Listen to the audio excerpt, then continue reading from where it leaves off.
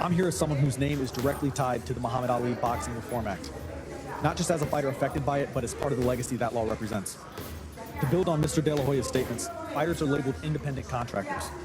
As a result, people say fighters will have options, that we can just go elsewhere. But when the same company controls who you fight, how you're promoted, and whether fans ever see you, it's not much of a choice. When one system controls access, choice becomes theoretical, not real. The Ali Act was built on a simple principle. The people controlling fighters should not also control the entire marketplace those fighters depend on. That separation exists to prevent conflicts of interest and exploitation. The new Muhammad Ali Boxing Revival Act would undermine that principle. By allowing one entity to operate across promotion, management, and matchmaking, it removes independence. When that happens, you fight who you're told to fight, or you don't fight at all. At that point, real choice disappears, and so does negotiation.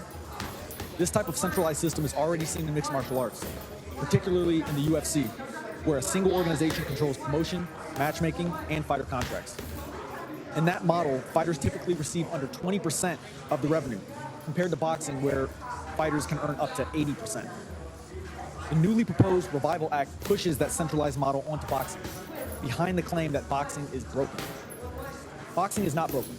If it were, UFC champions at the height of their careers would not be actively targeting boxing fights because of the fair pay.